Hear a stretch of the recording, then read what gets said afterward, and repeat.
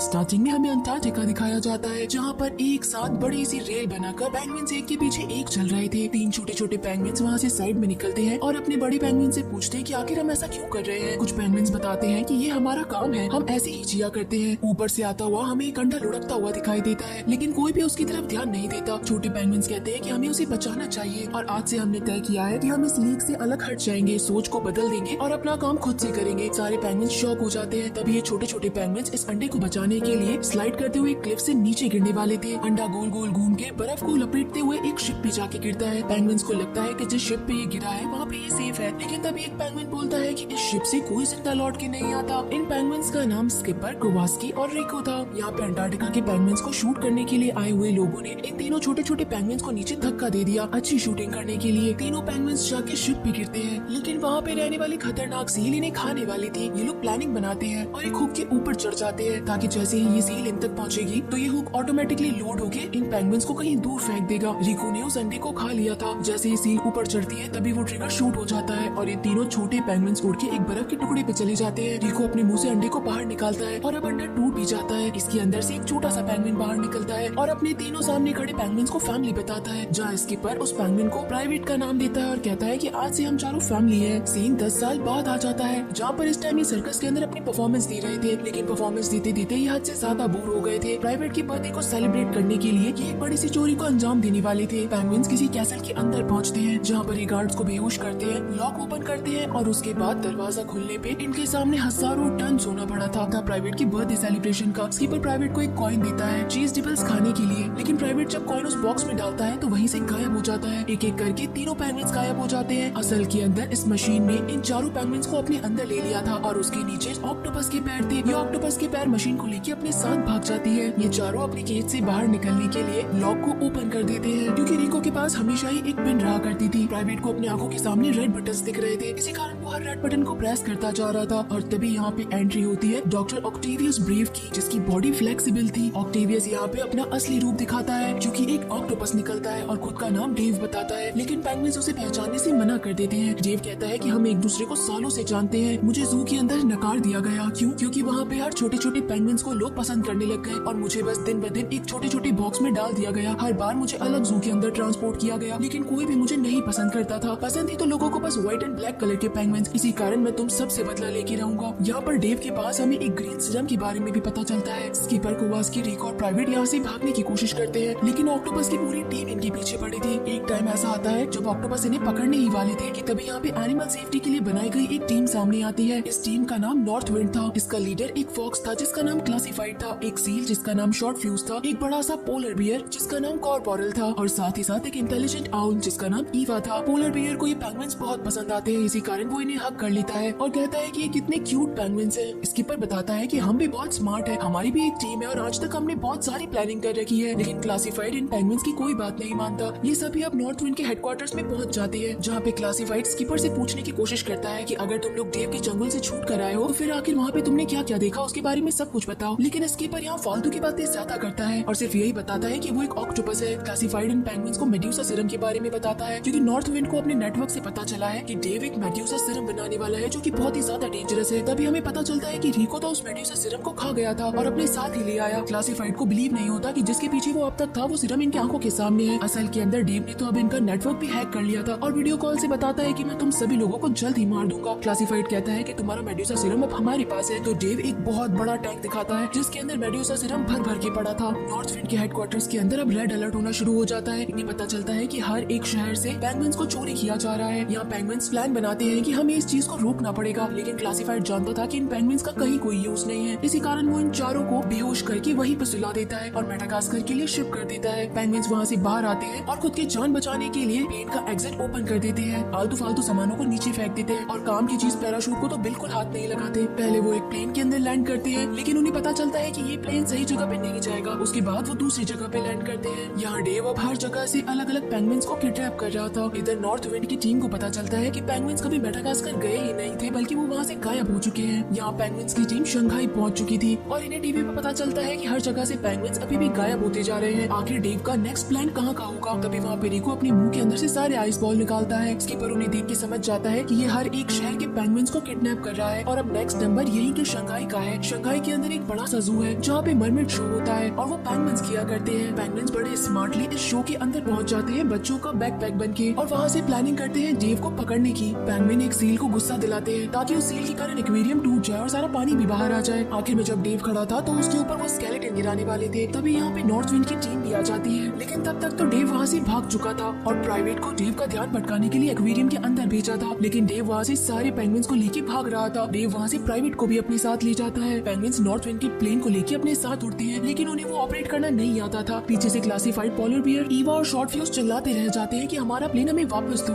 यहाँ पे north wind की टीम भी एक बोट के अंदर चढ़ के अपने प्लेन को वापस पाना चाहती थी, लेकिन इनके आपस के झगड़े के कारण वो पूरा प्लेन डिस्ट्रॉय हो जाता है। अब क्लासिफाइड जो कि इनका लीडर था उसे बहुत गुस्सा आ रहा था क्योंकि पेंगुइन्स को मेडागास्कर भेजा गया था और पेंगुइन्स वहाँ पे नहीं रुके और साथ ही साथ इन्होंने खुद डेव को पकड़ने के लिए अकेली प्लानिंग बनाई। अगर ये आज अच्छी प्लानिंग बनाते तो शायद डेव पकड़ा जाता। इसी कारण क्लासिफाइड ने उन्हें सजा दी थी कि अब वो अकेले ही रहेंगे। यहाँ पे स्किपर कोवास्की रिको के पास न खाने के लिए कुछ था न पीने के लिए कुछ था। वहीं दूसरी तरफ नॉर्थ विंड की टीम आराम से पार्टी कर रही थी। क्लासिफाइड को एक ट्रैकर के थ्रू सिग्नल मिलता है। स्किपर के पूछने पे क्लासिफाइड बताता है कि जब तुम बेहोश थे तो हमने तुम में ट्रैकर लगा दिया। यहाँ डेव ने अपनी फैक्ट्री के अंदर बहुत सारे पेंगुइन्स इकट्ठे कर रखे थे पूरी दुनिया भर से और अब टाइम था उन सारे पेंगुइन्स को डराने का। वो अपना सिरम टेस्ट करने वाला था। पहले तो डेव उस सिरम को पेंगुइन के ऊपर टेस्ट करने वाला था, लेकिन उससे पहले वो सिरम को एक छोटी सी ग्रास हॉपर पे टेस्ट करता है, जिसके बाद वो ग्रास हॉपर एक मॉन्स्टर में बदल जाता है। यहाँ नॉर्थ विंड की टीम और साथ ही साथ पेंगुइन्स की टीम डेव के अड्डे के बाहर खड़े थे और आपस में झगड़ रहे थे कि किसका प्लान फॉलो किया जाएगा। स्किपर के पास कोई प्लान नहीं था और अब टाइम था क्लासिफाइड का प्लान बताने का। क्लासिफाइड जब अपने 3D प्लान्स को शो करता है तो स्किपर भी समझ जाता है कि उसे क्लासिफाइड की बात मान लेनी चाहिए और अब स्किपर कोवास्की और रिको डेव की टीम को भटकाने के लिए जाती है ताकि पीछे से नॉर्थ विंड की पूरी टीम इस जगह को ब्लास्ट से उड़ा सके। अब यहाँ पे पेंगुइन्स जाके ऑक्टोपस की टीम को डिस्ट्रैक्ट करते हैं। पीछे से नॉर्थ विंड की टीम डेव के अड्डे तक पहुँच चुकी थी, लेकिन ऑक्टोपस ने इन पेंगुइन्स को पकड़ लिया था। साथ ही साथ नॉर्थ विंड की टीम भी इन ऑक्टोपस से पकड़ी गई थी, यानी कि ये प्राइवेट को नहीं बचा सकते और साथ ही साथ डेव को भी नहीं हरा सकते। अब इन पेंगुइन्स के सामने ही इनका सबसे छोटा मेंबर यानी कि 4th मेंबर प्राइवेट को डेव एक मॉन्स्टर में बदलने वाला था। डेव इस सिरम की पावर को और ज्यादा बढ़ा देता है। प्राइवेट के मुंह के अंदर एक चाबी थी। इधर जैसे ही डेव उस डिवाइस को ऑन करता है तो उसमें निकलने वाली लेजर लाइट से पूरी सीट फट जाती है। सबको लगता है कि प्राइवेट मारा गया, लेकिन असल के अंदर तो प्राइवेट छुपा हुआ था। प्राइवेट खुद की जान बचाता है और वहाँ से भाग निकलता है और उसके बाद में सीधा नॉर्थ विंड तक पहुँचता है। नॉर्थ विंड की टीम को आजाद करता है। हालांकि यहाँ पे इस टाइम पे क्लासिफाइड को प्राइवेट पे बहुत प्राउड होता है कि उसने बचा लिया, लेकिन नॉर्थ विंड की टीम प्राइवेट की मदद नहीं करते। प्राइवेट कहता है कि अगर स्किपर यहाँ पे होता तो वो किसी को भी अकेला छोड़ के नहीं जाता। क्लासिफाइड डर के मारे कहता है कि हमें यहाँ से जाना पड़ेगा क्योंकि यहाँ पे एक बहुत बड़ी ऑक्टोपस की टीम है और हम उनसे नहीं जीत सकते। प्राइवेट उन्हें बुरा भला कहता है और कहता है कि मैं ही अपने दोस्तों को बचाने के लिए चला जाऊंगा। अब यहाँ पे प्राइवेट जो कि अब तक सबसे भोला वाला पेंगुइन था, वो सबसे ज्यादा ब्रेव बन के अपने दोस्तों को और सारे पेंगुइन्स को बचाने के लिए निकल पड़ता है। यहाँ डॉक्टर ऑक्टेवियस ने सभी को बताया था कि पेंगुइन्स को उसने छुड़ा लिया है। असल के अंदर तो वो डेव ऑक्टोपस ही था जो कि लोगों के सामने ही अपना मेड्यूसा सीरम यूज करने वाला था। डेव के मेड्यूसा सीरम के यूज करने के बाद में सारे पेंगुइन्स बुरी तरीके से मॉन्स्टर में बदल जाते हैं जो कि हद से ज्यादा डरावने और अगली लग रहे थे। लोग इन पेंगुइन्स को देखते ही डर के मारे भाग जाते हैं। इधर प्राइवेट समझ जाता है कि आखिर अब उसे करना क्या है। अगर उसे पेंगुइन्स को वापस पहले जैसा ठीक करना है तो उसे इस पूरे डिवाइस को रिवर्स करना पड़ेगा, लेकिन अकेला वो ये काम नहीं कर पाता। इसी कारण वो पहले स्किपर के पास जाता है, फिर कोवास्की और फिर रिको के पास। ये मॉन्स्टर बने पेंगुइन्स अपने छोटे प्राइवेट को पहचान जाते हैं और उसके बाद एक टीम बन के प्राइवेट की मदद करने लगते हैं। ये अंदर पहुंच जाता है जहाँ पर वो खुद को 2 स्ट्रिंग से कनेक्ट कर लेता है और उसके बाद में अच्छी पावर्स को रिवर्स करने लगता है, लेकिन उसके साइड इफेक्ट के कारण प्राइवेट कुछ बदलने लगता है। स्किपर कोवास्की और रिको प्राइवेट को कहते हैं कि तुम्हें ऐसा करने की जरूरत नहीं है, लेकिन प्राइवेट कहता है कि अगर मैं नहीं करूंगा तो सारे पेंगुइन्स बुरे बन जाएंगे और कोई भी उन्हें पसंद नहीं करेगा। यहाँ अब डेव उन्हें रोकने के लिए खुद ऑक्टोपस के अंदर बदल जाता है और उन्हें रोकने के लिए जैसे ही आगे बढ़ता है तो डेव को पता चलता है कि ये सारे पेंगुइन्स मशीन को रिवर्स करने वाले हैं। इधर जैसे ही स्किपर बटन को प्रेस करने वाला था कि तभी उसे पता चलता है कि इसकी बैटरी खत्म हो गई है और अब स्किपर रिको को बैटरी लेने के लिए भेजता है, लेकिन रिको मॉल के अंदर जाके चीज़े रिबल्स के पीछे पड़ जाता है। अब डेव इन तक पहुँचने ही वाला था, इसी कारण रिको इसी चीज़े रिबल को जोर से फेंकता है। यहाँ पे डेव सारे के सारे पेंगुइन्स को बड़े बड़े वैक्यूम क्लीनर के अंदर फेंकता जा रहा था क्योंकि वहाँ से कोई लौट के वापस नहीं आता। इधर चीज़े रिबल उड़ता हुआ आता है और सीधा रिमोट के ऊपर हिट करता है। मशीन एक्टिव हो जाती है और अब प्राइवेट की क्यूटनेस और उसके जैसे दिखने के कारण सारे के सारे पेंगुइन्स पहले के जैसे हो जाते हैं क्योंकि इस मशीन को उन आइस बॉल्स के ऊपर रखा गया था। लेकिन प्राइवेट के ऊपर बहुत बड़ा साइड इफेक्ट हुआ और वो एक अंडे में बदल गया। ये सारी चीजें नॉर्थ विंड भी देख रही थी क्योंकि नॉर्थ विंड भी इस टाइम पे मदद करने के लिए पहुंच गई थी। पोलर बियर जाता है और प्राइवेट के एग को नीचे रखता है। अब जब ये एग टूटता है तो उसके अंदर से प्राइवेट निकलता तो है, लेकिन एक मॉन्स्टर से कम नहीं था वो। लेकिन फिर भी स्किपर कोवास्की और रिको को प्राइवेट पे बहुत प्यार आता है और उसे वो सैल्यूट करते हैं कि आज उसने बहुत बड़ा काम करके दिखाया क्योंकि ये सारे पेंगुइन्स हमेशा हमेशा के लिए खत्म होने वाले थे। और अब डेव को भी एक छोटे आइस बॉल के अंदर पैक कर दिया गया। स्किपर को पता था कि इस आइस बॉल को किसे देना है। स्किपर डेव को एक छोटी लड़की को दे देता है। यहाँ पे नॉर्थ विंड की टीम का लीडर क्लासिफाइड भी आता है और इस पूरे पेंगुइन्स टीम की तारीफ करता है और खासकर तो प्राइवेट की। प्राइवेट यहाँ प्राइज के बदले में 4 जेट मांगता है। अब इन उड़ने वाले जेट पे स्किपर कोवास्की, रिको और प्राइवेट बैठ के वापस से पूरी दुनिया घूमते हैं और इसी के साथ ये शानदार मूवी यहीं पे खत्म होती है। तो गाइस, आप सभी लोगों को ये मूवी कैसी लगी मुझे जरूर बताइएगा और मेडागास्कर की पूरी सीरीज देखना बिल्कुल मत भूलिएगा। तो चलिए फिर मिलते हैं आप सभी लोगों से अगली मूवी में।